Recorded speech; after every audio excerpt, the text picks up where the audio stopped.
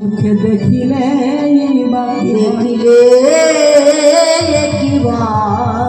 যোগে ধ্যান জ্ঞান গুণে কৃষ্ণ নহে বস, কৃষ্ণ বস হেতু মাত্র প্রেম ভক্তি রস। প্রেম ভক্তি যদি না থাকে বাবা, তাহলে কৃষ্ণ ধনকে পাওয়া যাবে না। যতই কৃষ্ণ কৃষ্ণ করেন না কেন, গোপাল পূজা করেন না কেন, আশ্রয় না নিলে বিষয় বাবা পাওয়া যাবে না।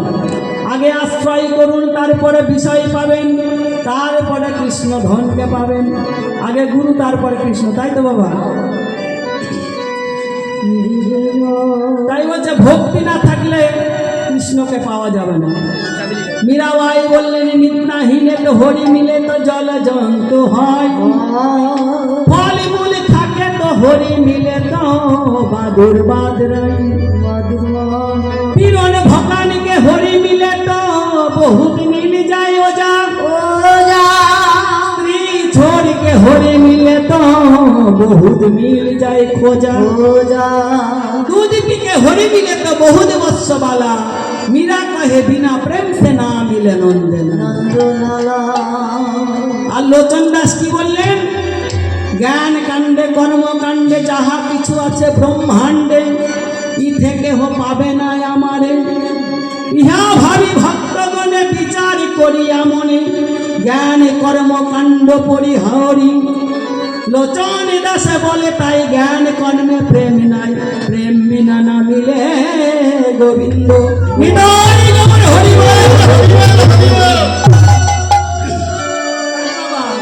বলে মিলে না মিলে না মিলে না মিলে না মিলে না প্রেম ভক্তি বিনা কৃষ্ণ মিলে না মিলে না। ভক্তি নাইলে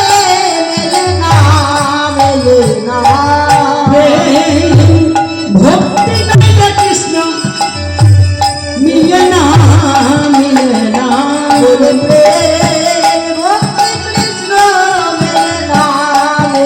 না। তাই প্রেম ভক্তির আগে উদয় করতে হবে হৃদয় মাঝে, তারপরে কৃষ্ণ ধনকে পাওয়া যাবে। মিলে না মিলে না প্রেম ভক্তি কৃষ্ণ মিলে না মিলে না। তাই জগন্নাথ দাসে কহে গহনা বিচারি,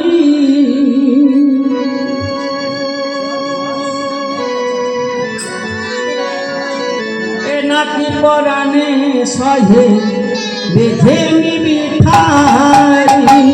জগন্নাথ দাসে